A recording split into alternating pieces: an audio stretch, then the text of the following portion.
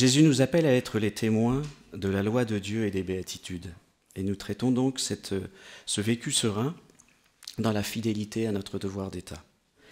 Alors nous aborderons 8 béatitudes le 8e jour. Donc ce n'est pas un plan académique, mais il y en a 8. Et nous les traiterons successivement. On se présente d'abord. François et Sylvaine Bordier. Nous avons 30 ans de mariage. Nous sommes heureux, alors je suis déjà dans le sujet, parents de 5 enfants, qui vont entre 30 et 17 ans. Nous sommes grands-parents aussi de petites filles, dans le foyer de Constance et Nicolas. Et nous sommes foyer amis depuis 2005. Les prédécesseurs ont expliqué cette oblature, qui n'en a pas le nom, d'un couple avec la mission des Domini. Ce que nous notons, c'est que nous nous sommes inspirés pour vous parler de Saint Jean-Paul II, de Saint Augustin, du fondateur des Domini, le père Lucien-Marie Dorn, de l'Opus Dei avec Francisco Carvajal dans son tome 4, Parler avec Jésus. Cela dit, car nous sommes apparus bien pauvres au miroir des 8 béatitudes qu'on nous a fait travailler. Mais à tout Seigneur, tout honneur. Jésus, en Matthieu 5. Heureux les pauvres en esprit, car le royaume des cieux est à eux. Heureux les doux, car ils recevront la terre en héritage. Heureux les affligés, car ils seront consolés. Heureux les affamés et assoiffés de la justice, car ils seront rassasiés. Heureux les miséricordieux, car ils obtiendront miséricorde. Heureux les cœurs purs, car ils verront Dieu. Heureux les artisans de paix, car ils seront appelés fils de Dieu. Heureux les persécutés pour la justice, car le royaume des cieux est à eux. Heureux êtes-vous, si l'on vous insulte, si l'on vous persécute, si l'on vous calomnie de toute manière à cause de moi. Soyez dans la joie et l'allégresse, car votre récompense sera grande dans les cieux. Et bien sûr, la figure de Jérôme le Jeune, décrite hier, apparaît un peu de façon flagrante. Alors j'introduis, dans son sermon sur la montagne, notre Seigneur livre un véritable discours-programme, une règle de vie du chrétien pour devenir saint. Une règle de la quête du bonheur, même au cœur de la souffrance. En effet, selon saint Augustin dans son sermon 53, toute la morale de l'Évangile est ramassée dans ce sermon des béatitudes, qui en constitue l'abrégé et le sommet. Et Bossuet dira, un abrégé agréable cependant, car la récompense est jointe au précepte. Quelle récompense? Celle du royaume des cieux, de la terre promise, de la parfaite consolation, du rassasiement de tous nos désirs, légitimes et saints, de la suprême miséricorde et de la vision de Dieu. Les béatitudes répondent au désir naturel du bonheur des hommes. Ce désir est d'origine divine. Dieu l'a mis dans nos cœurs, afin de nous attirer à lui, qui seul peut le combler. CEC 17-18. Au prisme de la vie de famille, qui est église domestique, nous pouvons comprendre le sujet ainsi, en nous faisant serviteurs de notre conjoint, en nous mettant au service de nos enfants pour les faire grandir dans l'amour de Dieu. Nous voyons Dieu dans notre prochain. Or, voir Dieu, n'est-ce pas la récompense d'un cœur pur? Et dans la famille s'apprennent les vertus et l'exercice de la pureté. Rappelons quelques-unes de ces vertus. La force, la justice, la tempérance, la patience, mais aussi ces petites vertus du foyer qui facilitent la vie dans son humanité. La courtoisie, l'effacement, la gratitude, la sincérité, la discrétion, l'espérance, la bonne humeur, la bienveillance, l'économie, l'exactitude, la patience et la persévérance. Or, le chemin de la sainteté en famille commence dès le couple, n'est pas, sauf exception, un long fleuve tranquille. Le couple, d'ailleurs, n'est-il pas la communion de deux imparfaits pour qu'ils deviennent plus que parfaits par la grâce de Dieu contenue dans le sacrement de mariage? Alors passons en revue ces 8 béatitudes. Elles ont chacune deux parties, une partie dense, nourrie par les saints, et puis un flash sur la vie de famille. Nous traitons « Heureux les pauvres en esprit, car le royaume des cieux est à eux ». Qu'est-ce que le pauvre en esprit? C'est l'homme humble. Saint Augustin, Sermon 53. C'est-à-dire, à écouter Saint Jean-Paul II, ceux qui sont conscients d'avoir tout reçu des mains de Dieu, comme don gratuit, et qui savent reconnaître la valeur des biens reçus. Toujours reconnaissant, ils ne cessent de répéter « tout est grâce ». Par exemple, dans ma jeunesse, avant de me marier, c'est bien à Dieu que je demandais la grâce de rencontrer un jour la femme inconnue qu'il me présenterait et qui deviendrait mon épouse. L'esprit de pauvreté s'exerce dans le détachement de soi-même, de ses idées et des richesses. Il faut chercher le royaume de Dieu et sa justice, et le reste sera donné par surcroît. Il faut donc que les époux chrétiens soient suffisamment détachés des biens terrestres pour poursuivre les richesses spirituelles du cœur et de l'âme en étant très confiants en Dieu le Père, qui aime ses enfants et veille sur eux et leur donne quotidiennement le pain du corps et de l'esprit. L'esprit de pauvreté s'exerce aussi dans l'humilité, dans l'ouverture de son esprit et de son cœur à son conjoint, dans l'abandon confiant entre les mains de Dieu, dans l'application à une certaine obéissance mutuelle des époux. Éphèses 5, 21. Car ce à quoi on tient naturellement le plus est sa propre volonté. Cet extrait vient du Directoire des foyers amis, écrit par le fondateur de la communauté Domini, le père Lucien Dorn. De fait, notre famille peut témoigner de la providence au service de la vie quotidienne des familles, et nous pouvons témoigner que Jésus s'intéresse à nos vies concrètes dans tous ses détails. L'attention aux pauvres découle bien de cette béatitude. Donner de l'argent avec un petit mot, une vraie attention sous le regard d'un enfant pour lui apprendre, c'est comme jeter aussi une bouée de sauvetage à une personne qui risque de se noyer. Et généralement, c'est vrai, on essaie, quand on rencontre quelqu'un, toujours d'avoir un petit geste envers cette personne. Voilà, on donne souvent. Alors, on ne l'a pas fait souvent, mais on a reçu des pauvres à notre table. Et ça, c'est pour Cédric, le premier pauvre qu'on a reçu. Je vous donne en mine comment il s'appelait. Il s'appelait Noël. Et bien sûr, on était pauvres à faire ça, à faire ce pas, etc., puisqu'on reçoit le pauvre avec l'odeur, le chien, ce qu'il est, la saleté, à votre table avec les enfants. Voilà, c'était une leçon de choses. D'accord? Et à son départ, comme il était fait, voyez le Christ derrière nous, eh bien, on avait vu le Christ. Il lui ressemblait, dans ses cheveux, sa façon, son port. C'était une grâce. Seconde béatitude, étudiée, heureux ceux qui pleurent, c'est-à-dire les affligés, car ils seront consolés. Et là, c'est puissant. Il s'agit de se reconnaître comme le frère souffrant du Christ souffrant. C'est Jean-Paul II qui dit ça. Et pour cela, prendre l'habitude de regarder Jésus, notamment en croix, pour comprendre le processus d'identification au Christ qu'elle opère, cette croix, et la participation au salut, à la rédemption du monde, que la souffrance offerte à la suite du Christ permet pour le salut du monde. Saint Jean-Paul II a beaucoup développé cela dans sa lettre apostolique Salvifici Doloris.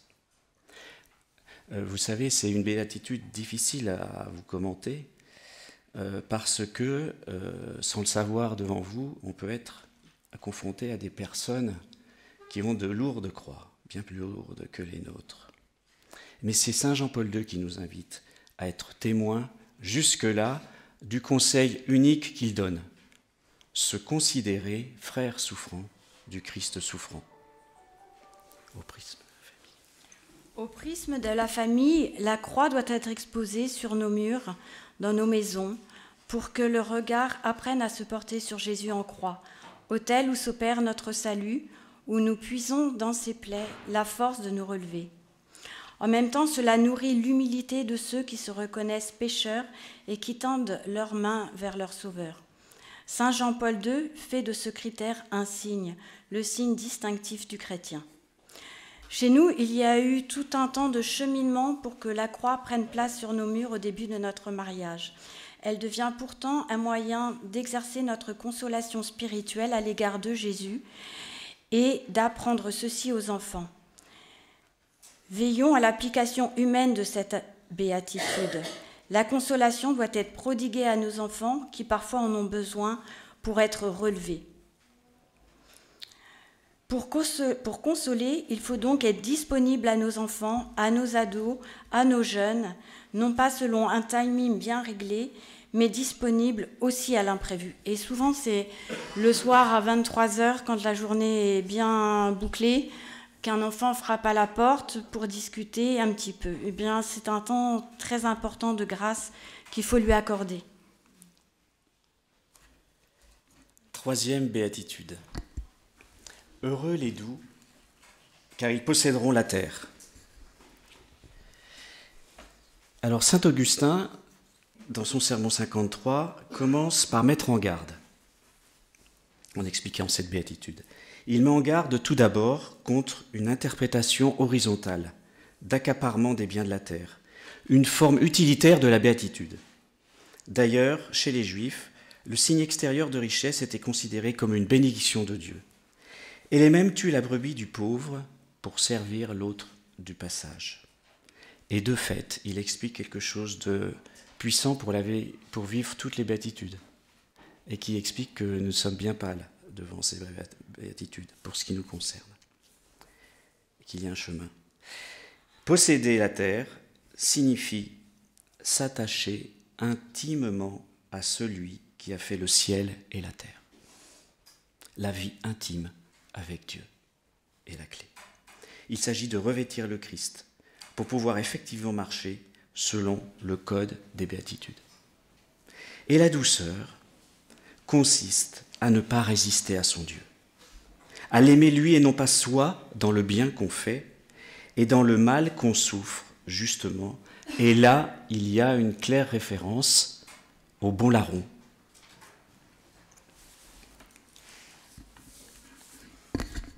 Dans l'éducation, il nous semble qu'il existe une qualité humaine qui sert de pont vers la douceur. C'est l'émerveillement à développer en regardant la nature notamment, celle qui se mérite après un effort comme une partie de pêche au bord de la mer ou après un réveil à minuit pour aller à la pêche. Là, elle me racontait, mais c'était un exemple vécu, minuit bien passé, lever de la fratrie des enfants, et direction la mer, un trait de plage qui se mérite parce qu'il faut marcher sous un clair de lune, et le bar de ligne récompense sortie de l'écume de la mer, plus ou moins en douceur, en fonction des rouleaux et du vent, et donc sous les yeux écarquillés des enfants, une espèce d'allégorie, un hymne à la nature, et cet émerveillement et l'effort combiné, eh bien, ça crée, je pense, un terreau pour la douceur. Mais comment le sel de la terre peut-il être doux ? Eh bien, il s'agit de travailler, car ce n'est pas acquis sans effort, dans la vérité. Il faut travailler à l'unité, manifester de la tendresse entre conjoints, entre frères et sœurs, pour éduquer cette qualité d'âme. Comment gérons-nous la colère, la nervosité dans nos familles ? Apprenons-nous à vaincre le mal par le bien, à offrir une vision du monde réaliste, au-delà de la propagande des médias de masse, mais qui ose encore la douceur et l'amabilité. Disons que pour l'avoir vécu en opération militaire, cette qualité devient le calme au milieu de la tempête, au cœur des moments de grande tension où se joue la vie, que vous arrivez à gérer en ne donnant pas à l'autre l'opportunité de la violence gratuite. Et certes, avec l'aide de la Providence, car c'est elle qui aide à tenir la ligne de crête dans les moments où la vie exposée à la violence ne supporterait pas la rupture d'équilibre provoquée par le battement d'une aile de papillon.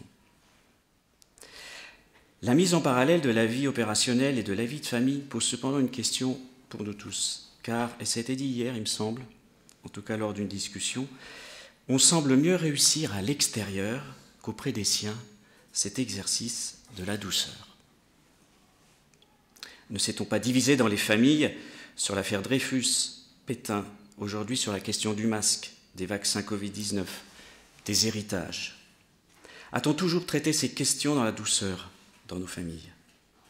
Pourtant, c'est là que se joue dans nos états de vie concrets l'application des béatitudes.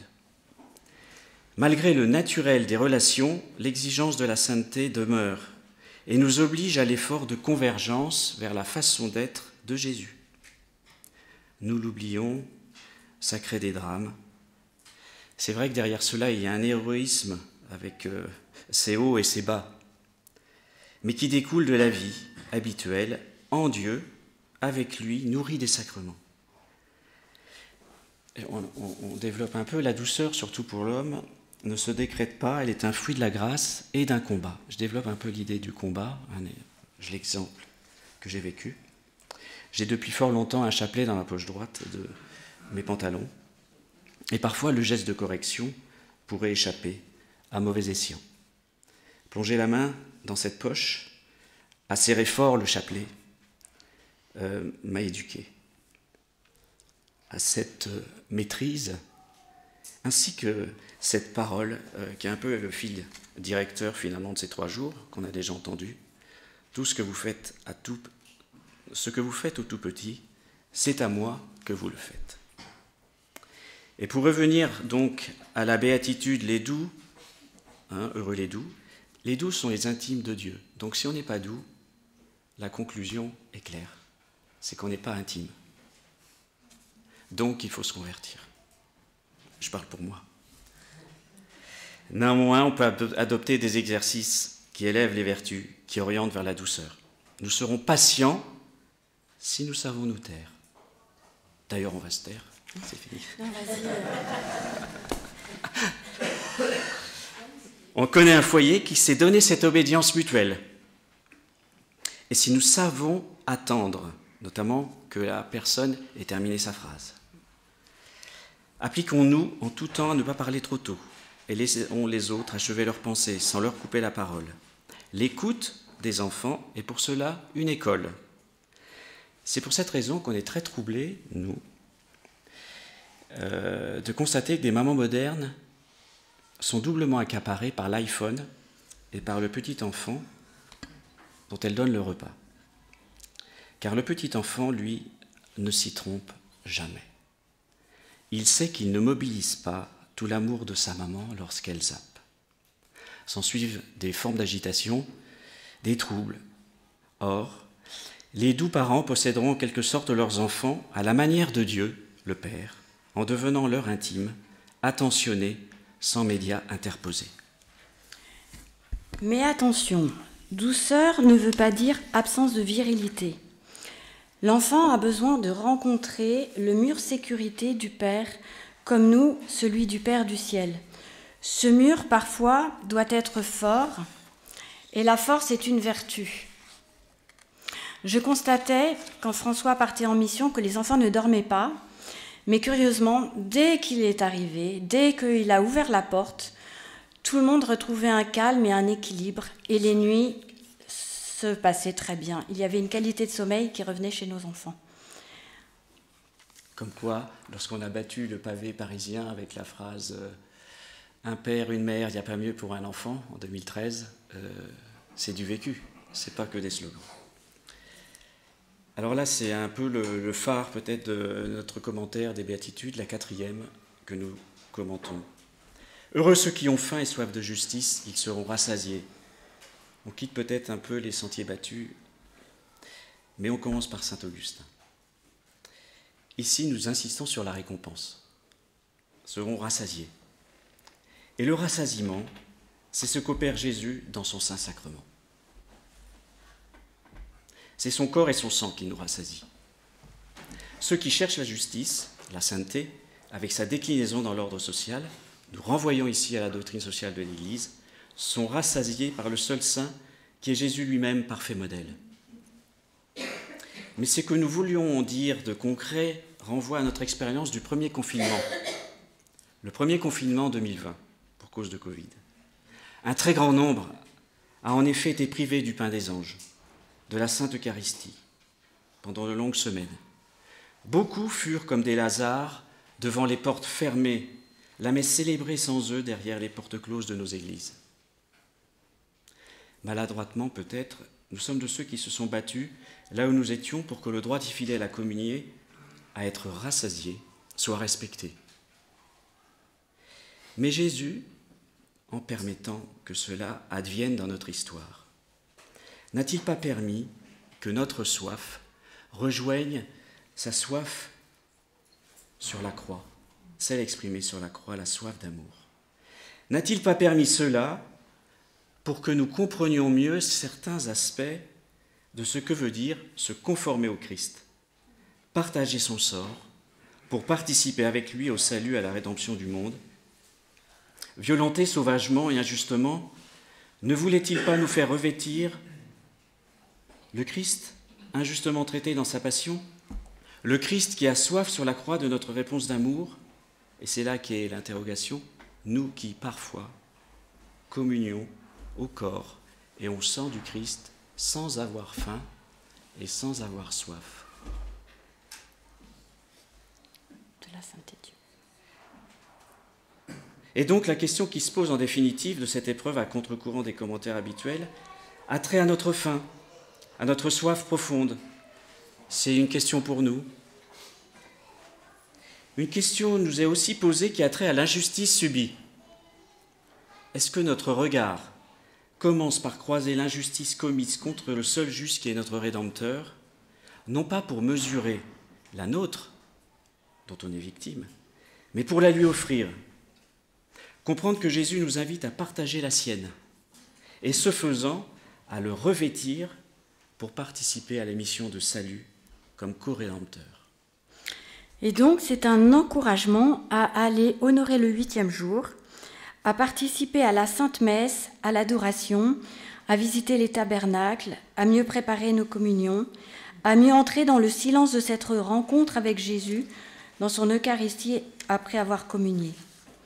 De cette intimité dépend notre aptitude à vivre selon les béatitudes. Il s'agit ni plus ni moins de se laisser conformer au Christ afin, dans le registre humain, de faire avancer la justice humaine, de rendre au prochain ce qui lui est dû, tout en vivant le code de la sainteté que sont les béatitudes.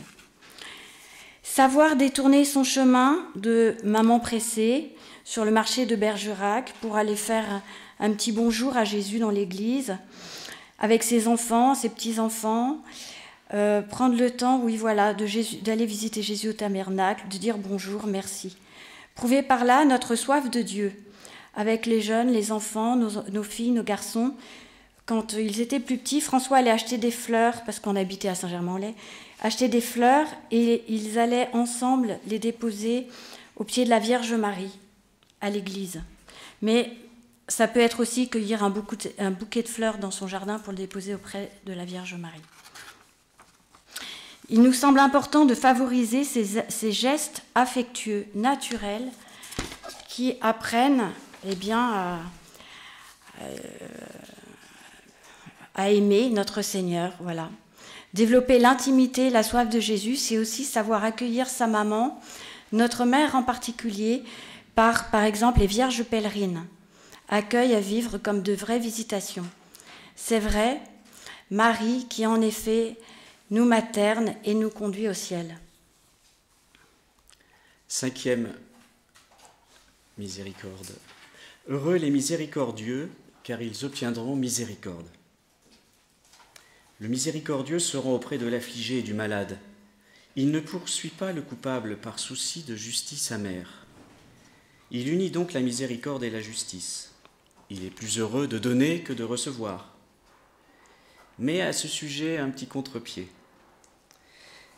Nous-mêmes, nous réagissons parfois à contre-pied de cet esprit sans en avoir l'air lorsque des gens proposent un geste de charité à notre égard, en nous donnant par exemple une part de leur repas alors que nous n'avons plus faim, ou en vous proposant un siège alors que vous voulez rester debout, etc. Eh bien là, il nous semble qu'il est bon, par humilité, d'accepter ce geste pour encourager l'autre à faire le bien, dans le bien qu'il a voulu faire. Car dans la miséricorde, on aurait peut-être tendance à regarder les choses de haut en bas, comme ceux qui prodiguent la miséricorde. Mais être celui qui la reçoit, c'est en quelque sorte rejoindre la posture fondamentale qui doit être la nôtre, c'est-à-dire celle d'accepter la miséricorde qui vient de Dieu et qui nous sauve. Une petite anecdote dont nous sommes sûrs de l'effet.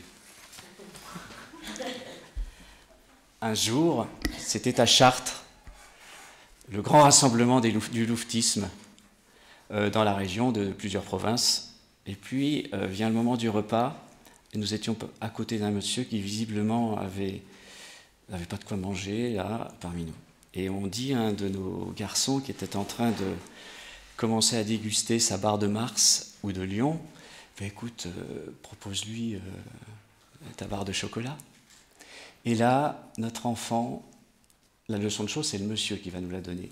Mais notre enfant, délicatement, ressort le morceau de chocolat qu'il avait dans la bouche et le donne au monsieur. Et le monsieur l'a accepté et l'a mangé et a dit merci.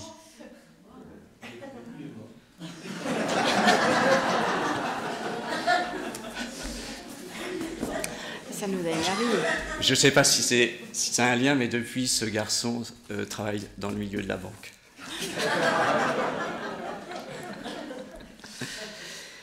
Bon, visiblement, on voit qu'on a un petit peu de temps. On a voulu vous livrer les deux catégories d'œuvres de miséricorde, corporelles et spirituelles. Chacune développe 7 actes. Je commence par les corporels, tu fais les spirituels? Ou non? Oui. Vêtir celui qui est nu, donner l'hospitalité, visiter les malades, visiter les prisonniers, nourrir ceux qui ont faim, donner à boire à ceux qui ont soif, ensevelir les morts. Instruire les ignorants, prier pour le prochain, consoler les affligés, reprendre les pécheurs, supporter celui qui est à charge, conseiller son prochain dans le doute et pardonner les offenses. Alors, il y a eu une réaction à un moment donné quand on a relu ça, et la miséricorde. Heureux les miséricordieux. Papa, maman qui accueillent un enfant, ils donnent l'hospitalité, qui vont vêtir le bébé. Ils revêtent quelqu'un qui est nu.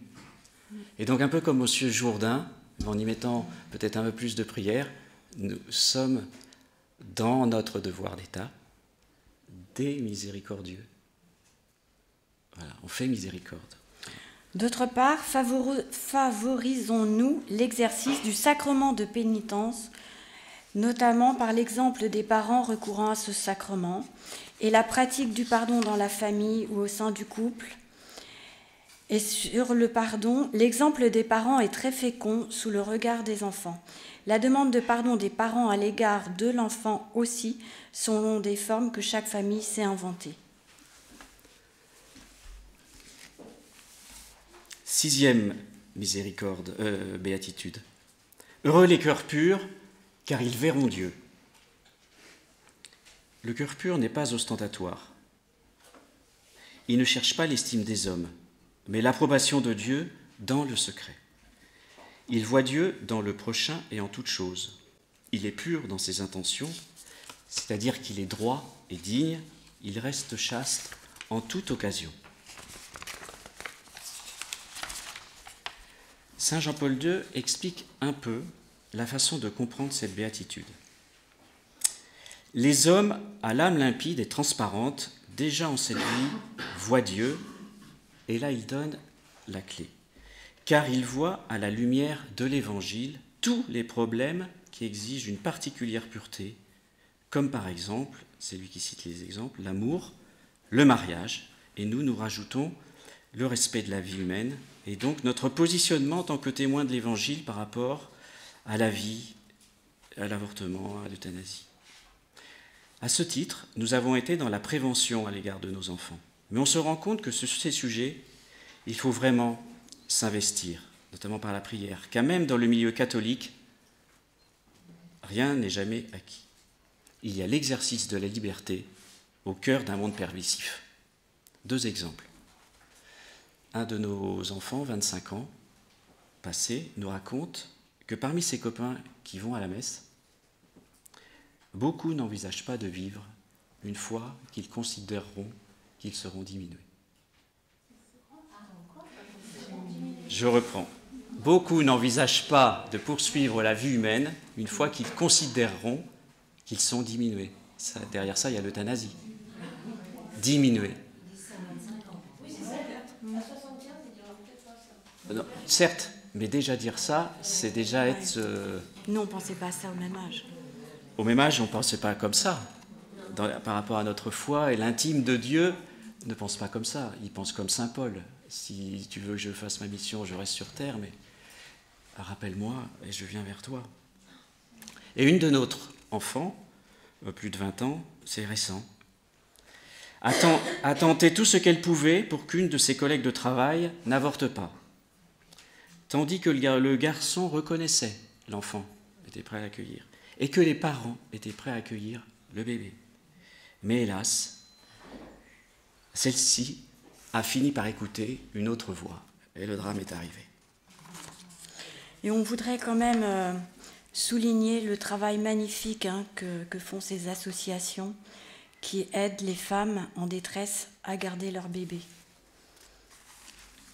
Alors là, cette fois-ci, c'est moi qui parle au prisme de la famille, et je recite le père d'Orne. Il ne faut pas sans discernement fréquenter toute personne. La prudence doit être exercée pour éviter des loisirs qui seraient douteux, des jeux, de la musique ou des lieux excitant dangereusement les sens. La vie de famille, animée de l'esprit de l'amour, d'affection mutuelle et de don de soi, nourrie par la prière et les sacrements, sera un soutien capital dans le combat de la pureté de corps, de cœur et d'esprit. Cependant, époux et enfants n'échapperont pas aux dangers d'influences néfastes dans lesquelles baigne le monde. Il faudra donc développer l'esprit de famille, favorisant le lien des cœurs et préservant des contagions. Il faudra s'appliquer à éduquer les enfants à la pureté, c'est le devoir des parents. On pourra se faire aider par des éducateurs de choix. On sera soutenu par l'union à Dieu, l'intimité, soutenu par la dévotion à Notre-Dame-des-Neiges, l'Immaculée Mère du Bel Amour, la toute pure, qui vainc le serpent. Mais si malgré cela le démon blesse les âmes de nos enfants, eh bien, ne jamais désespérer, les soutenir au mieux dans le combat olympique de la pureté. Alors, pour éclairer tout cela, tiré du directoire du Père d'Orne au chapitre 3 sur l'esprit de pureté dans la famille, de notre côté, nous avons toujours veillé, dès la prime enfance, à ce que les enfants ne se baladent pas nus dans la maison, entre salle de bain et chambre, qu'ils soient tôt éveillés à la pureté du corps et du cœur. Nous avons été de plus très attentifs, et toujours, au contenu des livres scolaires, mais aussi à la littérature pour enfants et jeunes qui véhicule des idées perverses, une conception dénaturée de l'homme. Nous faisons aussi attention aux médias, aux vidéos, à Internet, et surtout également aux supports pédagogiques fournis par l'école. Ainsi du dernier Walt Disney, Saul, l'âme, qui me paraît être une réussite de la manipulation des consciences sur le sujet de la vie après la mort, présentée à nos enfants. On rend grâce que nos enfants se confient à nous sur tous les sujets, nous parlent. Ça nous a permis de visionner cette vidéo à partir d'un petit doute sur ce que nous a raconté un de nos enfants. Ça avait été visionné en classe, comme support d'un cours de philosophie. Et donc, on a aidé et on a créé les conditions de l'exercice de l'esprit critique sur l'entreprise de destruction de l'idée chrétienne de la vie éternelle et de la notion de responsabilité de nos actes dans la vie réelle. Un dernier point, on ne sera peut-être pas suivi, c'est peut-être poil à gratter, mais et on l'a fait il n'y a pas longtemps, c'est pas très glorieux. On a résilié notre abonnement Netflix lorsque un jour une personne de confiance nous a dit que le trésor de guerre de Netflix sert à financer les lobbies gays de par le monde. C'est une façon de vivre sous le regard des enfants, la loi de Dieu, les valeurs non négociables et de générer des conversations avec les plus grands, car bien sûr, il y a des nuances d'interprétation. Enfin, pour en rester sur une note positive, il importe de développer l'attrait du bel amour par l'exemple de vie du couple auprès des enfants, par des témoignages de vie qui encouragent nos enfants exposés à contre-courant, jusque dans le milieu catholique, à respecter la chasteté, notamment avant le mariage. 7e béatitude. En disant les numéros, on se dit qu'on approche du terme, ça rassure. Mais nous sommes le 8e jour. Heureux les artisans de paix, car ils sont appelés fils de Dieu. Saint Jean-Paul II, dans une homélie aux jeunes, vous éprouvez avec raison, vous devez l'éprouver toujours, donc même à notre âge, le désir ardent d'une société plus juste et solidaire. Mais ne suivez jamais ceux qui affirment que les injustices sociales ne peuvent disparaître que grâce à la haine de classe ou par le recours à la violence ou par tout autre moyen antichrétien. Alors là, c'est pas dans la préparation, mais les images du Sri Lanka doivent nous interpeller, et cette béatitude, heureux les artisans de paix, va peut-être nous obliger à devoir être ces acteurs si le contexte économique de notre société pousse les gens sur la voie de la lutte des classes et de la violence pour obtenir du pain, si vous voyez ce que je veux dire. C'est uniquement par la conversion des cœurs qu'on peut assurer un changement de structure, nous dit Jean-Paul II, pouvant conduire à la construction d'un monde nouveau, conduire à un monde meilleur. C'est être victime d'une illusion mortelle que de faire confiance aux moyens violents, dans l'espoir d'instaurer plus de justice. La violence engendre la violence et dégrade l'homme. Elle outrage la dignité de l'homme dans la personne des victimes. Au prisme de la famille, savons-nous préserver la paix en famille ? Parvenons-nous à juguler la fébrilité du rythme moderne ? Évitons-nous la suractivité ? Préservons-nous des moments de qualité en famille ? Et savons-nous gérer notre temps et être tempérants au quotidien ? Préservons-nous la paix intérieure et quelle place pour la contemplation ? Nous avons un exemple concret où se joue la paix dans la famille. C'est par exemple éviter de créer les conditions de la jalousie. Pas d'enfant plus aimé qu'un autre, que les notes et bulletins scolaires ne soient pas l'occasion de magnifier l'un pour ses résultats et donc de rabaisser l'autre par ses mauvaises notes. On se rappelle aussi que le début de la journée devait se commencer en parlant tout bas, sans agitation, et la fin de la journée, on cherchait à limiter l'excitation pour cultiver le calme, éduquer à habiter le silence. 8e béatitude développée. Heureux les persécutés pour la justice, car le royaume des cieux est à eux. Heureux êtes-vous quand on vous insultera, qu'on vous persécutera et qu'on dira toutes sortes d'infamies à cause de moi. Réjouissez-vous, soyez dans l'allégresse, car votre récompense est grande dans les cieux. Cette béatitude est la plus parfaite, car elle embrasse les 7 premières. De cette parole est né dans l'esprit des apôtres le désir du martyr, le désir du témoignage. Que dire ? Alors là, je m'aperçois que j'ai le temps et puis il faut toujours donner ce qu'il y a de mieux. Et ce n'est pas tant notre parole, c'est Vatican II qui propose un texte qui est peu connu, que je ne connaissais pas. C'est pas fait partie des messages du Vatican II, message aux pauvres, aux malades, à tous ceux qui souffrent. On pense qu'on est un peu décalé de la béatitude, mais en fait non, parce que dans ce message, ils intègrent précisément, c'est intitulé que je rappelle, c'est les persécutés pour la justice, justice sainteté. Je pense que c'est important parce qu'à un moment donné, il y a la fine fleur de cette lettre. Pour vous tous, frères éprouvés, visités par la souffrance aux 1000 visages, le Concile a un message tout spécial. Il sent fixer sur lui vos yeux implorants, brillants de fièvre ou abattus par la fatigue, regard interrogateur, qui chercha en vain le pourquoi de la souffrance humaine et qui demande anxieusement quand et d'où viendra le réconfort.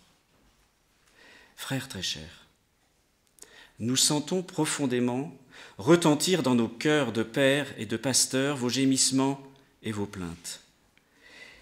Et notre peine s'accroît à la pensée qu'il n'est pas en notre pouvoir de vous apporter la santé corporelle, ni la diminution de vos douleurs physiques, que médecins, infirmiers et tous ceux qui sont consacrés aux malades s'efforcent de soulager de leur mieux. Mais nous avons quelque chose de plus profond et de plus précieux à vous donner. La seule vérité capable de répondre au mystère de la souffrance et de vous apporter un soulagement sans illusion. La foi est l'union à l'homme des douleurs, au Christ, Fils de Dieu, mis en croix pour nos péchés et pour notre salut.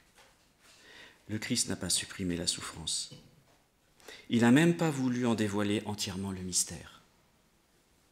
Il l'a prise sur lui, et c'est assez pour que nous en comprenions tout le prix. Ô vous tous, qui sentez plus lourdement le poids de la croix, vous qui êtes pauvres et délaissés, vous qui pleurez, vous qui êtes persécutés pour la justice, vous sur lesquels on se tait, vous les inconnus de la douleur, reprenez courage. Vous êtes les préférés du royaume de Dieu, le royaume de l'espérance, du bonheur et de la vie. Vous êtes les frères du Christ souffrant, et avec lui, si vous le voulez, vous sauvez le monde. Voilà la science chrétienne de la souffrance, la seule qui donne la paix. Sachez que vous n'êtes pas seuls, ni séparés, ni abandonnés, ni inutiles, vous êtes les appelés du Christ, sa vivante et transparente image. En son nom, le Concile vous salue avec amour, vous remercie, vous assure l'amitié et l'assistance de l'Église, et vous bénit.